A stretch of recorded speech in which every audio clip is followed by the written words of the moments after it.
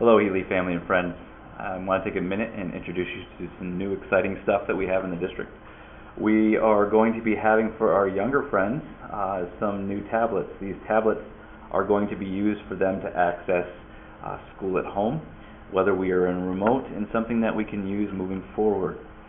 So I want to cut over to focusing on the tablet itself so that way you guys can see what it is and we can talk about it.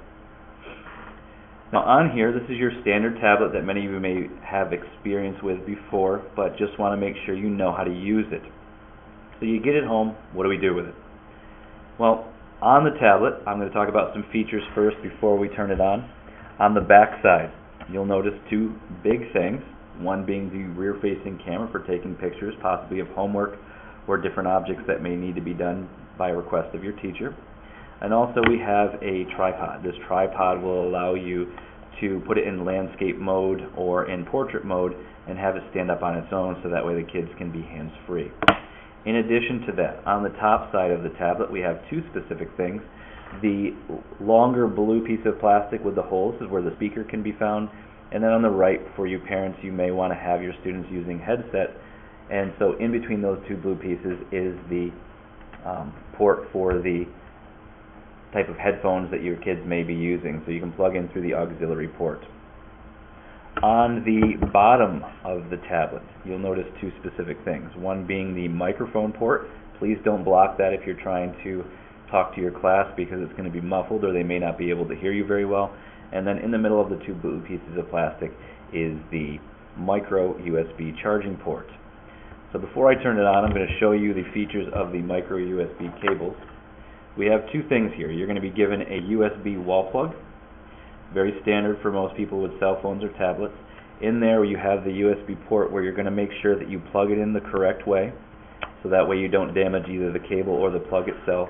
And on the other end of it is where you're going to have the micro USB plug that is generally roughly in the shape of a trapezoid. This is going to get plugged into the bottom of your tablet, and it is important that you put it in the right direction. Putting it in upside down and forcing it could potentially damage the cable and or the tablet, and we'd hate to see that happen. In addition to that, you will also be provided with a stylus for the tablet as well, so kids can use that to potentially write on the screen as well as swipe through the apps and so forth without having to use their fingers. So on the side, you'll notice there are two buttons, two important buttons.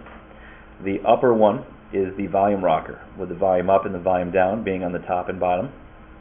So again, volume up, volume down. In addition to that, we do have the power button. So we're going to go ahead and we're going to use that power button to turn our tablet on for the first time.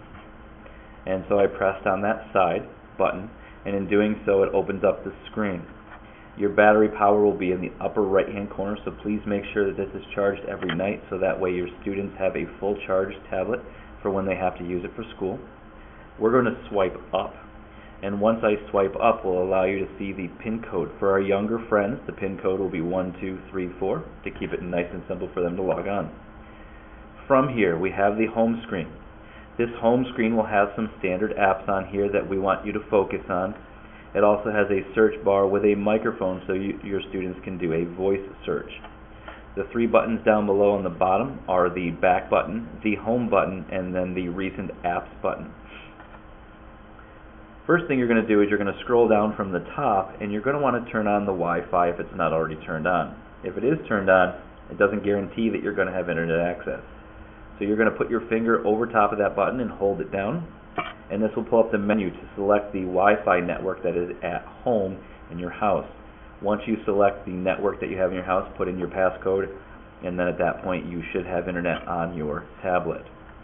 So I'm going to hit the home button to go back home. In addition to that, other than the apps that you see on this home screen, you can swipe up and find more apps that are on this tablet itself. We're just going to focus on a couple today, and there will be future videos that will show more about things that you may need to know with technology and or these tablets.